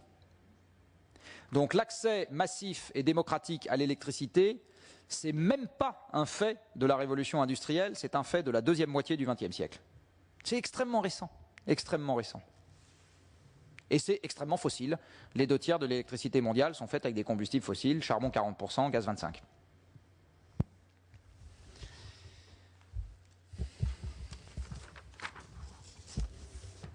Merci. Monsieur le rapporteur, vous aimeriez avoir maintenant la réponse à vos questions? On va dire que vous avez pris nos questions sous un certain angle, hein, et la question qui reviendrait, c'est effectivement, on peut parler peut-être un peu du coût, puisque vous avez parlé des volumes, donc je suppose que vous voulez en venir que les volumes vont déterminer le coût. Pour partie. Et pour partie, et les politiques qui s'en suivent. Alors, maintenant, réponse à la première question. Le rapport de la Cour des comptes sur les coûts, je ne l'ai pas lu en totalité, j'ai lu la synthèse et j'ai eu le plaisir de discuter plusieurs fois avec Michel Papalardo. Moi, je trouve que c'est un exercice extrêmement salutaire qui devrait être répété sur les autres formes d'énergie, parce qu'au moins on sait de quoi on parle et on a défini les concepts. Il y a une deuxième question qui n'a rien à voir avec la première, d'une certaine manière, qui est est-ce que ça va devenir compétitif, ça va rester compétitif d'un point de vue économique? Ma réponse est oui. Même et y compris en tenant compte du coût des accidents possibles, etc. Alors ça peut en choquer certains d'entre vous, mais même et y compris en tenant compte de ça, la réponse pour moi est oui. Parce que si on commence à tenir compte des externalités pour le nucléaire, faut faire de même pour toutes les autres. Et une indication, entre autres, qui répond par anticipation à la question 6, si vous mettez un coût de la tonne de CO2 à 100 €, vous augmentez le coût de production de l'électricité au charbon de 100 € par mégawattheure.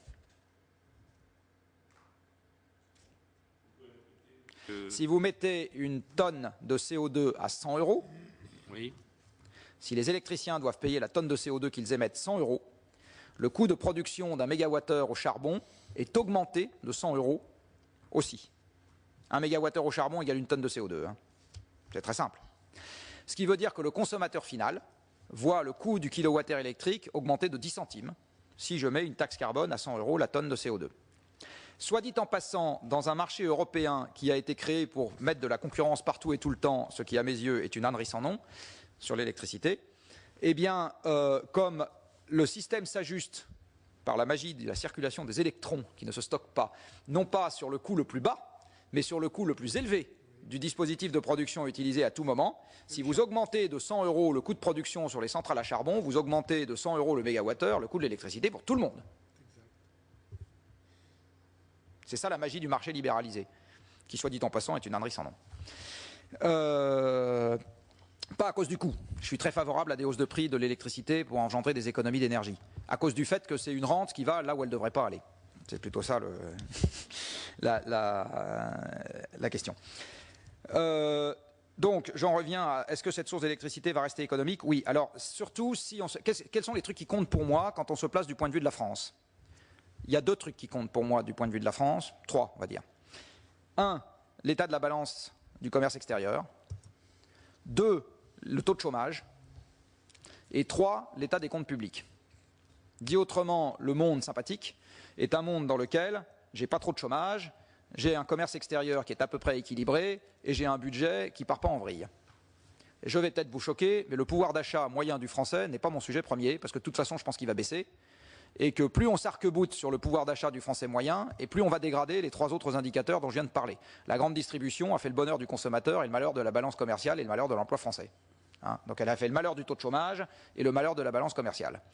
La subvention à l'énergie fera le bonheur de l'automobiliste pendant un court instant, et à cause de l'effet récessif des chocs pétroliers, fera ensuite le bonheur ou le malheur plus exactement du taux de chômage et celui des comptes publics. Donc moi j'ai 3 critères qui comptent pour moi, c'est la balance commerciale, le taux de chômage, les comptes publics. Si je prends ces 3 critères en considération, le nucléaire est la forme d'électricité pour laquelle l'impact sur la balance commerciale est le plus faible. Alors c'est clair qu'on dépend des importations d'uranium, c'est tout à fait vrai. Mais ça représente cacahuètes dans le prix du kilowattheure final, ça peut se stocker pendant des années, donc pendant des années on a le temps de se retourner un peu. Si le Kazakhstan nous fait des misères, on ira voir le Canada, et si le Canada nous fait des misères, on ira voir l'Australie, et si l'Australie nous fait des misères, on ira voir le Niger. Bon, en quelques années on a le temps de se retourner. Avec le pétrole, on a 3 mois de stock, on a le temps de rien du tout. Et comme ça, et avec le gaz, c'est pareil. Vous l'avez constaté l'hiver dernier, il y a eu une tension sur le gaz à cause de la hausse de la consommation d'électricité et de chauffage. Les Russes et les Norvégiens, ils font de nous ce qu'ils veulent. Alors les Norvégiens sont sympathiques, les Russes, je ne sais pas ce que ça va donner dans le temps, mais on est comme ça avec les importations de gaz. L'Espagne, qui a dû doubler son parc éolien d'un parc de centrales à gaz à peu près de même puissance, qui aujourd'hui fait 2 kWh au gaz à cause de l'intermittence. Quand elle fait 1 kWh d'éolien, elle s'est mise comme ça, avec des importations de gaz, qui, dans la situation économique qu'elle connaît aujourd'hui, elle s'en serait probablement passée. Donc, encore une fois, 3 éléments qui comptent à mes yeux. Le nucléaire, de ce point de vue, est une très bonne forme d'optimum pour la production d'électricité de masse. Et en fait, c'est même la seule qui est accessible en France, parce que l'hydroélectricité, on ne peut plus noyer beaucoup de vallées. L'éolien, à cause de son caractère diffus et intermittent, aura un taux de pénétration qui sera limité. Et la biomasse, c'est pareil, on peut faire des calculs d'ordre de grandeur. On se rend compte que le potentiel disponible pour faire de l'électricité, surtout si on veut continuer à pouvoir manger dans un monde avec moins d'engrais, il n'est pas si étendu que ça. Donc le nucléaire, pour moi, c'est très compétitif pour de bonnes raisons. Est-ce qu'il faut prolonger les centrales nucléaires actuelles? J'ai envie de vous dire, je suis content si ça arrive, ce n'est pas à moi de prendre la décision ni à vous. Il y a une autorité de sûreté dans ce pays qui a été mise justement pour que le nucléaire ne soit pas placé sous le fait du prince, c'est-à-dire l'émotion du politique. Laissons la SN faire son boulot. Elle a été faite pour ça. Et là, il y a quelque chose aussi qui est pour moi un point de principe. Ou bien on considère qu'il existe une autorité qui est techniquement compétente pour dire ce qui peut fonctionner et ce qui ne peut pas fonctionner. Et on a confiance dans les gens qui sont là. À ce moment, on la laisse faire son boulot. Ou bien on n'a pas confiance dans les gens qui sont là, et à ce moment on ne ferme pas Fessenheim, on vire les gens qui sont à la tête de la SN. Moi, si j'ai un collaborateur en qui je n'ai pas confiance, je ne passe pas derrière son dos pour refaire son boulot. Je le vire. Bon, là c'est exactement pareil. Ou bien la SN est faite de gens en lesquels on a confiance, et à ce moment on écoute ses recommandations, et c'est un problème de l'exploitant et de la SN. Il faut savoir que sur les filières graphite-gaz, l'autorité de sûreté, qui à l'époque n'était pas une autorité de sûreté puisque c'était une direction du ministère, avait dit à EDF, votre truc c'est pas terrible, vous allez me faire tel et tel type d'aménagement ou vous arrêtez. EDF a arrêté, a trouvé que c'était trop cher, a arrêté. Donc en ce qui concerne les centrales nucléaires, ou bien l'autorité de sûreté dans laquelle on a confiance dit voilà ce qu'il faut faire et l'exploitant choisit, s'il trouve que ça coûte trop cher, il arrête. S'il trouve que c'est rentable, il le fait. Voilà, donc c'est donc la réponse à la question, encore une fois, c'est en tant que citoyen, si l'ASN considère qu'il est légitime de prolonger les centrales nucléaires, je considère que économiquement c'est une bonne idée. Cela étant, même si l'ASN considère que ce n'est pas une bonne idée de prolonger les centrales nucléaires, à cause de ce que je viens de répondre au point 1, mon sentiment c'est qu'il faut en construire d'autres à la place. Parce que compte tenu des externalités des modes fossiles, encore une fois, et des externalités du mode nucléaire, je pense que le fossile crée beaucoup plus de risques globalement que le nucléaire. Et dans les risques globaux, je ne vous ai pas parlé du changement climatique, je n'ai pas eu le temps de vous exposer en quoi pour moi le printemps arabe était déjà très largement une conséquence de la contrainte énergie-climat, mais il est évident qu'on va avoir des déstabilisations socio-économiques massives dans un monde dans lequel il y a à la fois un problème sur l'énergie fossile et un climat qui se dérègle rapidement, et ça sent pas bon pour mes enfants, ni même pour moi. hein. Donc je préfère de très loin vivre avec le risque maîtrisé existant, mais qu'on connaît à peu près d'une centrale nucléaire, plutôt que le risque totalement non maîtrisé d'un monde qui devient violent, dictatorial et guerrier parce qu'il n'y a pas assez de pétrole et que le climat se met à faire n'importe quoi. Et pour avoir bien creusé le sujet depuis 5 ans, je pense que malheureusement la deuxième éventualité est loin d'être une vue de l'esprit. Troisième question, est-ce que les tarifs actuels de l'électricité vous paraissent fidèlement refléter le coût réel? Si on inclut les externalités fossiles, la réponse est non. Je vous ai donné tout à l'heure une information. À 100 € la tonne de CO2, il faut que le consommateur final paye son prix du kilowattheure 10 centimes plus cher. Donc l'électricité, et je vous ai dit tout à l'heure, l'énergie ne vaut rien. Donc je persiste et signe, l'électricité ne vaut pas assez cher. Mais ce n'est pas parce qu'elle ne vaut pas assez cher que la hausse de prix doit arriver avec des hausses de la facture qu'on paye aux gaziers et aux charbonniers. Elle doit arriver par des taxes, qui sont un recyclage national de l'argent, qui très accessoirement vous paye et paye une partie de mes clients, et permettent de faire un certain nombre de choses sans lesquelles on n'a pas les moyens d'action pour le budget public. Hein, donc la question des impôts, c'est pas est-ce qu'ils sont bons ou mauvais, c'est il en faut. Tout le monde sait qu'il faut des impôts, la question est de choisir les bons. Je pense que les taxes sur l'énergie sont de très bons impôts, et ça ne fait pas obstacle au fait que par ailleurs, on a intérêt à choisir les modes de production électrique qui optimisent le taux de chômage, enfin ou la baisse du taux de chômage, la balance commerciale et l'équilibre des finances publiques. Comment est-ce que ça doit évoluer à mes yeux? Je pense qu'il faut mettre un tarif progressif de l'électricité en place. C'est-à-dire que plus vous et pas du tout un tarif dégressif, donc plus vous en consommez, plus vous payez cher. Alors vous allez me dire c'est antinataliste, etc. On peut très bien, tous les gens qui ont regardé la fiscalité de près savent très bien que la bonne taxe est une taxe sans trou dans le fromage, pas de niche. Et quand vous avez des situations particulières, vous les corrigez avec des mesures particulières, pas de niche. La bonne taxe sur l'énergie, assiette large, pas de dérogation, visibilité.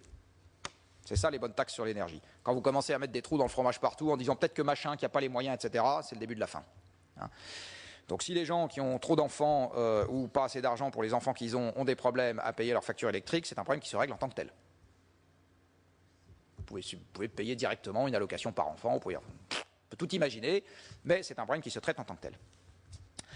Voilà, donc ça devrait augmenter. Et par ailleurs, il faut bien évidemment remettre en place un système de taxe carbone. Alors pour l'électricité, le problème est largement réglé par le système européen des quotas.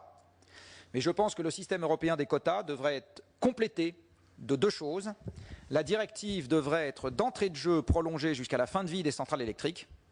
Donc on devrait d'entrée de jeu aujourd'hui donner de la visibilité aux acteurs économiques jusqu'en 2050. Les acteurs économiques, je les connais bien, ça fait 25 ans qu'ils me font vivre. S'ils n'ont pas de visibilité, ils font rien. Le grand paradoxe, c'est que l'acteur économique ne sait pas payer de lui-même sa prime d'assurance.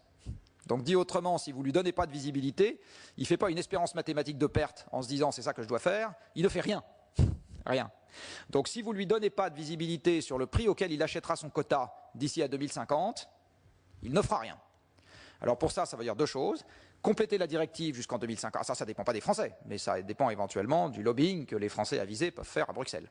Donc compléter la directive jusqu'en 2050 et mettre dès à présent un prix croissant annoncé à l'avance pour les quotas mis aux enchères. Dit autrement, vous dites dès à présent aux électriciens, en 2013 tu paieras ton quota 12, en 2014 14 au minimum, en 2015 18 au minimum, en 2016 22 au minimum, etc., etc., etc., jusqu'en 2050. Et là, les gens, ils font quelque chose. Tant qu'on est dans un système dans lequel il n'y a pas de visibilité sur la contrainte à venir, sur des infrastructures qui durent 50 ans et qui, pour certaines, je pense notamment au nucléaire, demandent des immobilisations de capitaux pendant 8 ans avant de sortir le premier kilowattheure, il ne faut pas espérer une seule seconde que des acteurs financiarisés, parce que c'est le cas de la quasi-totalité des producteurs d'électricité sur le vieux continent, vont faire des choses intelligentes à l'avance. C'est pas une seconde. Je veux dire, la financiarisation a tellement raccourci les échéances temporelles. Et là aussi, l'idée de Bruxelles qu'en mettant les acteurs dans le marché avec des actionnaires dont on ne sait pas où ils sont, le truc allait mieux se porter, c'est une vue de l'esprit. Ça se porte beaucoup plus mal. On ne peut pas piloter des infrastructures à 50 ans de manière commode dans ce genre de contexte. Donc il faut mettre donc le seul moyen de corriger à peu près le système, c'est de mettre en place des quotas pour lesquels le prix minimum d'enchère est annoncé à l'avance avec 40 ans de préavis. Ça n'interdit pas de moduler ensuite le rythme d'augmentation. Si on se rend compte que c'est trop dur, on peut abaisser un peu. Si on se rend compte que les gens, c'est trop facile, on peut monter un peu. Mais il faut donner de la visibilité à l'avance. Vraiment, le maître mot dans le monde économique, c'est visibilité.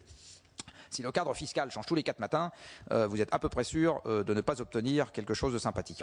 Ça peut se faire qu'au niveau européen, non ? Oui, c'est pour ça que je disais, c'est une recommandation pour un lobbying actif de la France au niveau européen. Hein. Et l'Allemagne dit à la fois je veux sauver le climat puisqu'elle a un plan très ambitieux et je veux sortir du nucléaire. Très bien, on lui colle des quotas très chers et si elle s'en sort avec ça, il n'y a pas de problème. Pas tout. Moi, ça ne me pose aucun problème. Voilà, les mécanismes de soutien aux énergies renouvelables, je vous ai répondu. Je pense qu'ils sont gérés en dépit du bon sens. Ce qu'il faudrait faire, c'est mettre une mesure transversale, que je suis justement allé présenter à la Cour des comptes il n'y a pas longtemps, que j'appelle le coût à la tonne de CO2 évité. Alors le coût à la tonne de CO2 évité, c'est quoi? C'est je prends aujourd'hui une mesure dont l'effet escompté est d'éviter d'émettre du CO2, et très accessoirement d'éviter d'importer des combustibles fossiles. Cette mesure va déformer l'avenir. Alors je peux prendre une mesure qui est une prime à la casse sur des voitures qui consomment peu ou sur l'installation d'éoliennes, peu importe, je prends une mesure. Hein, et je compare l'avenir du monde avec et sans mesure, à la fois pour l'équation économique d'ensemble et pour les émissions de CO2 d'ensemble.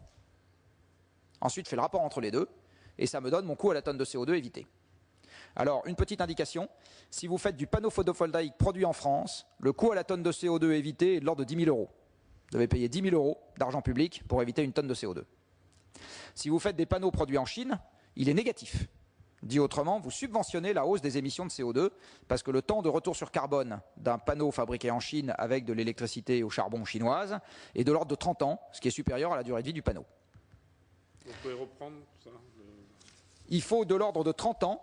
Vous allez fabriquer votre panneau en Chine avec de l'électricité à 8 ou 900 grammes de CO2 par kilowattheure. Et en France, vous allez déplacer de l'électricité de réseau française qui est en gros à 130 ou 140 grammes de CO2 par kilowattheure.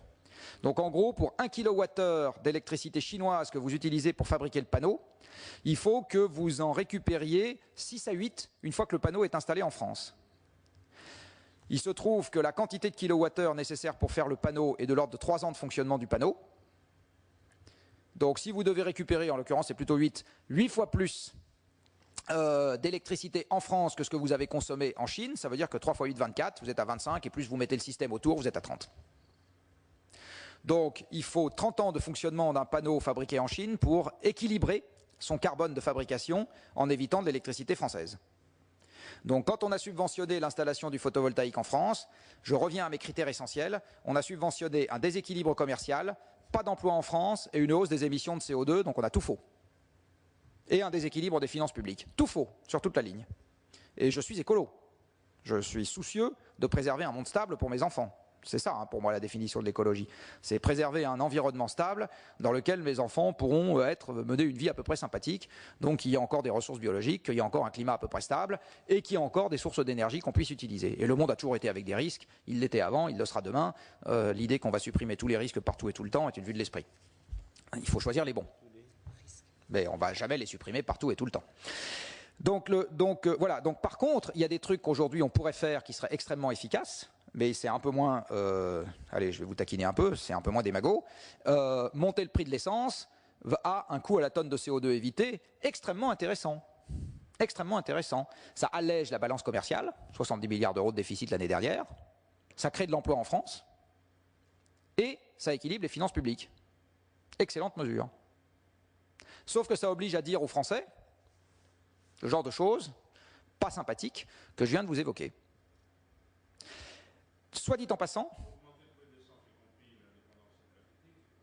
les finances publiques, mais pourquoi ça crée de l'emploi? Parce que vous allez devoir gérer un certain nombre de transitions. Vous allez devoir gérer une transition sur l'urbanisme, parce que le système l'urbanisme actuel ne résiste pas à une forte contrainte sur l'approvisionnement pétrolier. Vous allez sortir une partie des gens qui sont aujourd'hui dans les franges périurbaines du jeu économique. Ils seront hors du jeu économique, donc vous allez les foutre au chômage, essentiellement. Et ça a déjà commencé. Vous voyez bien que les poches de chômage apparaissent dans les zones périurbaines des villes, hein, par petites touches pour le moment. Ça va augmenter. Vous allez avoir besoin de remplacer les voitures actuelles par des voitures plus petites, parce qu'à mon avis, la mesure la plus efficace dans les 30 ans qui viennent, c'est pas de passer à la voiture électrique, c'est de remplacer des voitures à 6 litres au 100 par des 2 chevaux nouveau modèle. Donc le truc qui plafonne à 110, qui fait 30 chevaux de puissance de moteur, qui pèse 500 kg et qui consommera 1,5 litre au 100. Nos ingénieurs sauront très bien faire ça. Pas de problème. Et si vous demandez à Renault et à Peugeot de faire ce genre de truc, en plus, vous sauvez l'emploi. Parce que s'ils ne font pas ça, ils font faillite. Confère ce qui s'est passé pour General Motors, qui ne savait faire que des voitures à 10 ou 15 litres au 100 quand le prix du pétrole est monté là où il est monté en 2008. Donc la TIPP a sauvé l'industrie automobile française. Et d'une manière générale, enfin, il faut le dire quand même. La TIPP a sauvé l'industrie automobile française, en forçant pendant 50 ans les constructeurs automobiles à faire des petits moteurs, et en amortissant les variations de prix de marché par des taxes qui dépendent des volumes et pas des prix hors taxes. On a considérablement stabilisé le système. Considérablement. Hein. Donc quand je dis qu'il faut monter le prix de l'électricité, ce n'est pas pour faire de la peine aux consommateurs, c'est pour forcer le Français qui n'en peut mais à payer la prime d'assurance qui va lui permettre de stabiliser le pays. C'est ça le but du jeu. Ce n'est pas de faire souffrir le consommateur pour le plaisir. Ce n'est pas le but du jeu. Le but du jeu, c'est de stabiliser le pays. Je crois qu'on sera tous d'accord autour dans cette enceinte pour considérer qu'un pays qui n'est pas en paix est un pays où la prospérité est difficile à trouver. Et ce genre de risque laissé à eux-mêmes, c'est riche de potentialités de conflits, y compris chez nous. Hein. Alors ça peut ne pas être des conflits extérieurs, ça peut être des conflits intérieurs, des guerres civiles larvées, des émeutes partout, enfin voilà. Mais tout ça est peu sympathique, globalement. Hein. Voilà, donc mal ciblé, oui. On devrait avoir une étude préalable du coût à la tonne de CO2 évité dès qu'on prend la moindre mesure budgétaire destinée à faire baisser les émissions de CO2. Je ne dis pas qu'il ne faut pas en prendre, je dis qu'il faut faire cette analyse préalable. Pour moi, c'est absolument indispensable. Enfin, est-ce que le prix de l'électricité en Europe devrait mieux refléter le coût des émissions de GES? Je crois que je vous ai répondu un certain nombre de fois, donc la réponse est oui. 25 fois oui.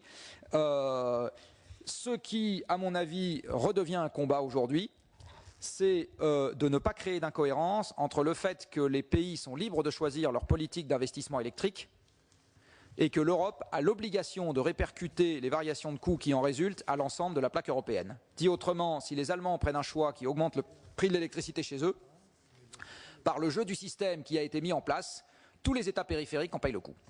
Le coût. Voilà, et ça je considère que ce n'est pas normal. Donc ou bien on fait la politique tous ensemble, et à ce moment tout le monde partage les coûts, ça serait probablement mon premier choix, ou bien chacun reste libre de faire la politique qu'il veut dans son coin, et à ce moment chacun en assume les coûts. Et donc il n'y a pas d'interconnexion aux frontières pour permettre aux Allemands d'importer de l'électricité ailleurs quand ils décident de supprimer leur centrale nucléaire. C'est un principe de responsabilisation des États. Donc encore une fois, si on leur laisse une marge de manœuvre, ils doivent en assumer la responsabilité. S'ils ne veulent pas en assumer la responsabilité, on la mutualise, et à ce moment, on va vers plus de fédéralisme, encore une fois, ce qui n'est probablement pas la plus mauvaise option dans le monde dans lequel on sera plongé, mais c'est un choix. C'est un choix. Voilà. Merci. Est-ce que... Je vous félicite. Sincèrement, je ne savais pas très bien où est-ce que vous alliez en partant. Ou du moins où est-ce que vous vouliez nous emmener en partant. Et vous avez bien mené votre scénario. Une question que vous ne m'avez pas posée, mais qui est implicite dans ce que je vous ai raconté, c'est que je pense que le coût d'accès au capital privé va devenir considérablement plus difficile, parce que dans un monde qui connaîtra une récession tous les 3 ans, c'est évident que l'accès au capital va devenir plus difficile. Ce qui veut dire que je suis en train de vous dire en creux qu'une forme de renationalisation des systèmes électriques n'est probablement pas la plus mauvaise idée qu'on puisse avoir. Est-ce que vous avez des questions complémentaires ou est-ce que vous avez eu des réponses intéressantes aux questions que vous vous posiez les uns et les autres? Monsieur le rapporteur. Effectivement, on ne peut pas dire que le discours que vous avez tenu est celui qu'on a entendu jusqu'à maintenant. Donc, ça dépend qui vous avez fait venir.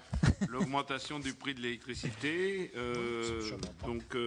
Et vous dites qu'il faut réduire les émissions de gaz à effet de serre sous peine d'entraînement d'un changement climatique qui va nous conduire à une récession importante. Mais en termes de développement de l'énergie, donc c'est réduire la dépendance au pétrole par les économies d'énergie, je crois comprendre. Essentiellement dans un premier temps, oui. Ensuite, l'efficacité énergétique. Aussi. Alors il y a un bon mix des deux à faire. Je vais vous prendre un exemple dans le bâtiment. On a fait des calculs pour EDF que je suis autorisé à vous donner puisqu'ils veulent bien qu'on les publie. L'optimum économique dans le bâtiment n'est pas de ramener la consommation d'énergie primaire à 50 kWh par mètre carré par an. Il est plutôt de l'amener aux alentours de 100 et de l'électrifier. Dit autrement, l'optimum économique de cette affaire, c'est pour sortir le gaz et le fioul du chauffage, qui, compte tenu de ce que je vous ai dit, sont pour moi les 2 premières priorités. Vous isolez, mais sans excès. Donc vous amenez à 80-100 kWh par mètre carré par an, ce qui est déjà une jolie performance pour un certain nombre de bâtiments. À mon avis, dans l'ancien, c'est pas si facile que ça. Et par ailleurs, vous passez le système à l'électricité. Alors ça ne vous empêche pas d'être intelligent. Vous pouvez très bien le passer aux pompes à chaleur.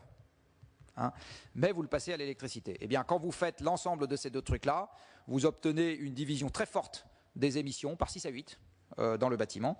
Vous diminuez l'importation des pays pétroliers et gaziers.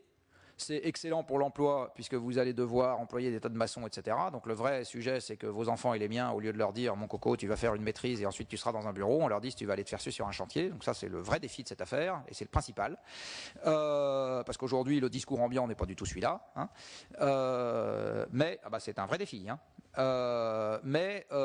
Par contre, c'est très cohérent avec ce que je vous ai raconté. Hein. Dans un monde à l'énergie plus rare, on ne va pas être tous dans un bureau. Il y aura de plus en plus de gens qui vont se remettre à transpirer. Hein.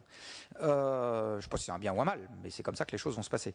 Donc, pour en venir à ce que je disais, là, vous avez un exemple dans lequel un mix entre les économies, c'est-à-dire l'isolation et l'électrification, avec évidemment une électricité sans CO2, est pour moi le bon arbitrage.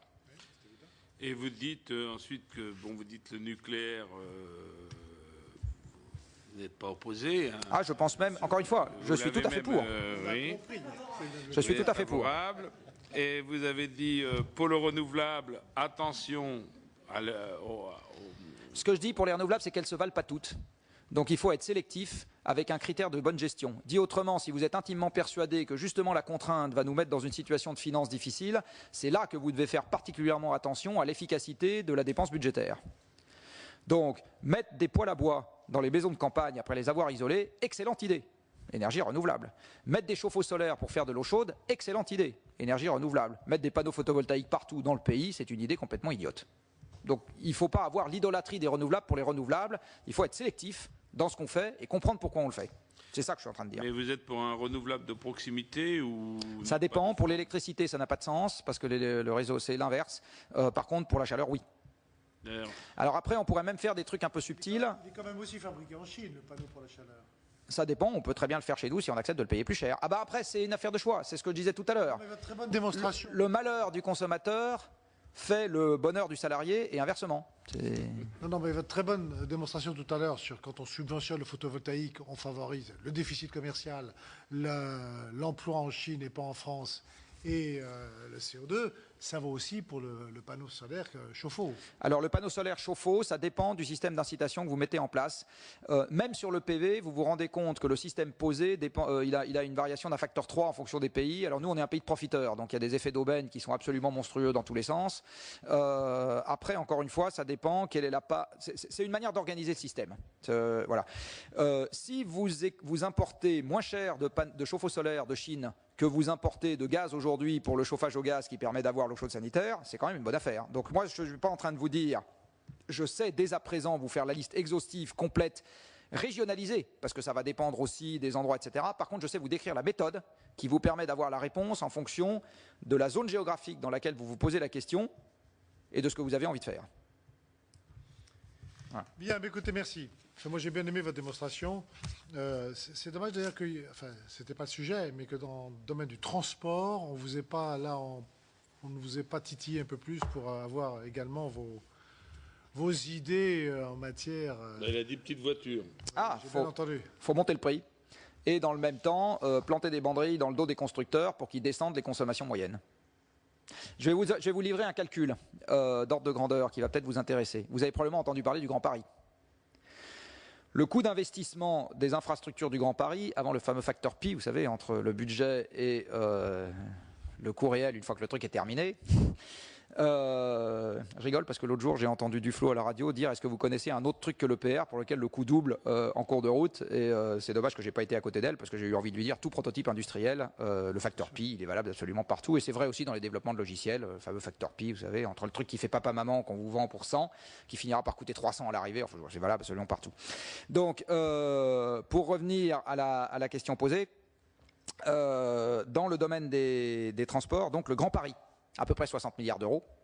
Nos calculs, c'est que ça va déplacer de l'ordre de 2 à 3% de la mobilité motorisée des franciliens. Explication, ou bien vous mettez les lignes de transport en commun dans des zones denses où déjà très peu de gens utilisent leur voiture. Les gens marchent, utilisent le bus, utilisent le métro, etc. Donc vous allez avoir essentiellement du report modal en provenance de gens qui ne se déplacent pas en voiture, plus de l'induction de trafic. L'induction de trafic, c'est moi chez moi, j'avais l'intention de rester chez moi, puisque le métro passe en bas de chez moi, je le prends et je vais me balader ailleurs. hein. Eh bien, le vrai report modal en provenance de la voiture, il est marginal dans cette histoire. Ou bien vous vous mettez en zone peu dense. Donc vous faites une station de métro au milieu de la Pampa, c'est-à-dire au plateau de Saclay. Et à ce moment, comme la zone d'attraction de la gare est de 1 à 2 km, si vous êtes en zone peu dense, vous attirez personne, et donc personne avec une voiture. Enfin, les gens ont tous une voiture, mais vous n'en attirez pas beaucoup. Ils vont directement au lieu. Voilà. Et soit dit en passant, la construction des stations de métro dans la Pampa, c'est-à-dire à Saclay, va commencer par produire un premier effet qui est que dès qu'on saura que la station de métro va se construire, on construit à côté, pour héberger des gens qui habiteront à Perpète, parce qu'à ce moment-là, il n'y aura pas le métro et viendront en voiture. Et le jour où il y aura le métro, ils déménageront pas de Perpète de là où ils sont pour aller se mettre ailleurs. Donc vous aurez mis les gens dans un squeeze, dans un corner, dont ils ne sortiront pas parce que le métro arrive. Ce truc-là était une très bonne idée en 1940, probablement, en 1930. Aujourd'hui, c'est totalement anachronique. Vous parlez de l'aménagement du Grand Paris. Oui, c'est un truc. Les trucs en petite couronne sont intelligents, les trucs en grande couronne, c'est du délire complet. Enfin, pardonnez-moi d'utiliser cette expression, mais c'est pas du tout en phase avec les enjeux auxquels on va devoir faire face. Pas du tout. Hein. Donc, pour en revenir à ce que c'est du gaspillage d'argent public, total. Pour en revenir à ce que je disais sur les transports, donc 60 milliards, le Grand Paris, 2 à 3% de la mobilité motorisée. Je reprends l'exemple de mes voitures qui ne consomment pas beaucoup. Donc je commence par planter des banderilles dans le dos de Renault et de Peugeot, ils me sortent mes 2 chevaux. Et là, je mets une prime à la casse sur la totalité du prix d'achat de la voiture pour tous les ménages franciliens qui mettent à la casse leur voiture à 6 litres au 100 pour m'acheter ma voiture à 1,5 litre. Il y a 6 millions de voitures en Ile-de-France, 6 millions x 10 000, 60 milliards.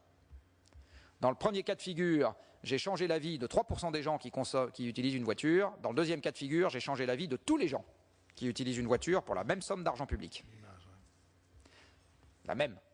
Et si vous ne voulez pas, dans le même temps que la TIPP se casse la figure, parce que vous allez consommer 4 fois moins de carburant, vous multipliez le prix de l'essence par 3, c'est QFD, c'est exactement ce que je vous ai dit tout à l'heure. Donc, c'est ça. Donc, voilà un exemple de mesure dans laquelle vous avez résolu le problème à urbanisme constant, parce que ce n'est pas en 10 ans que vous allez faire déménager de banlieues lointaines tous les gens qui n'auront plus rien à y faire dans 50. Pour ça, il vous faut 50 à 100 ans. En version sympathique, sinon vous déportez tout le monde, c'est pas sympathique. Donc en version sympathique, pour modifier la forme des villes, il faut 50 à 100 ans. Et pour répondre à la contrainte pétrolière qui commence à s'exercer aujourd'hui et qui va devenir particulièrement mordante dans les 10 à 15 ans qui viennent, vous n'avez pas d'autre choix que de baisser très très vite à technologie constante, parce que le seul truc qu'on sait faire facilement aujourd'hui, c'est les voitures à pétrole, la consommation unitaire des véhicules. Et à ce compte-là, vous sauvez la stabilité dans une bonne partie de la couronne francilienne. Merci beaucoup. Je vous remercie. Tu voulais... Une question pratique. Je vous ai trouvé très sévère vis-à-vis de l'intermittence des éoliennes. Alors, parce que moi, j'en ai 200 et quelques dans mon département, qui est un département rural, et où il y a encore quelques installations qui vont se faire. Je le traverse quasiment 3 ou 4 fois par semaine, avec une voiture d'ailleurs qui ne peut pas consommer 1,5 litre au 100. Et je les vois rarement à l'arrêt. Alors est-ce que je passe à des horaires où elles tournent systématiquement parce qu'elles m'ont vu arriver ou bien voilà. Je vais vous donner un élément de réponse. Il y a un chiffre officiel. Je vais vous donner un élément de réponse. D'abord, comme vous le savez, la production injectée sur le réseau est une fonction du cube de la vitesse. Donc, entre une vitesse de rotation donnée et 2 fois la vitesse de rotation donnée, la puissance injectée sur le réseau varie d'un facteur 8. C'est-à-dire si ça tourne 2 fois plus vite, c'est 8 fois plus d'électricité sur le réseau. Donc, c'est comme le cube de la vitesse du vent. Donc, et ça, c'est un truc qu'on a du mal à apprécier avec nos sens. Et la deuxième réponse... On dit ton petit vent marnais est moins intéressant que le grand vent de Loire-Atlantique. Il est meusien. Non, mais alors effectivement, mais ça, il faudrait qu'on le fasse passer au niveau du grand public, parce qu'on est toujours pareil, on est dans la logique du tout ou rien. Soit elle tourne pas. Mais effectivement, si elle tourne pas vite, il y a le fameux facteur de démultiplication. Voilà un début de réponse à votre question. Il y a des physiciens qui étaient grattés par cette question, qui ont, au terme d'un long travail de fourmi, parce qu'il n'y a pas de centralisation de ce genre d'infos, été récupérer les puissances injectées sur le réseau auprès de RTE qui le fournit pour la France, de l'exploitant allemand, du réseau allemand qui fournit pour l'Allemagne, en plus en plusieurs morceaux, de l'exploitant espagnol qui fournit ça pour l'Espagne, jour par jour. Donc il faut faire un travail extrêmement passionnant de recopie des trucs dans un fichier Excel. Et voilà ce que ça donne entre septembre 2010 et mars 2011. Avec un pas de temps qui est celui de l'heure, si ma mémoire est bonne. Donc vous voyez que, en gros, ou bien vous avez une dépression atlantique et toutes les éoliennes produisent, qu'elles soient en Espagne, en Allemagne, en France, en UK, etc. Ou bien vous êtes en régime anticyclonique et vous avez un peu de vent résiduel à Gibraltar, dans le couloir rhodanien, etc. Mais vous avez un talon et la puissance installée est là-haut. Donc ce que vous dit ce graphique, c'est qu'en moyenne, vous n'êtes sur ces 6 mois, vous n'êtes jamais à mieux que la moitié de la puissance installée, que la puissance garantie est une petite fraction de la puissance installée, de l'ordre de quelques pourcents, et vous voyez ici clairement l'intermittence induite que vous devez contrebalancer par soit des barrages, soit des centrales à gaz. Alors les Espagnols ont choisi des centrales à gaz, ce qui maintenant leur coûte bonbon en gaz et en CO2. Donc en même temps qu'ils installaient 15 gigawatts d'éolien, ils ont installé 20 gigawatts d'éolien, ils ont installé 15 gigawatts de centrales à gaz, et ils publient des très beaux communiqués de presse quand c'est l'éolien qui domine, mais enfin ils devraient publier 3 fois plus souvent des communiqués de presse en expliquant que c'est le gaz qui domine. Hein, ah bah oui, c'est exactement ça qu'ils devraient faire. Les Allemands ont choisi de compenser ça avec le charbon, et les Danois, ils ont fait un truc qui est absolument génial. Comme en gros le pays est trop petit compte tenu de la quantité d'éoliennes qu'il a pour absorber sa propre électricité d'origine éolienne, quand le vent souffle, il exporte. Vers qui est-ce qu'il exporte? Vers les pays avec lesquels il est interconnecté. L'Allemagne d'une part et la Norvège de l'autre.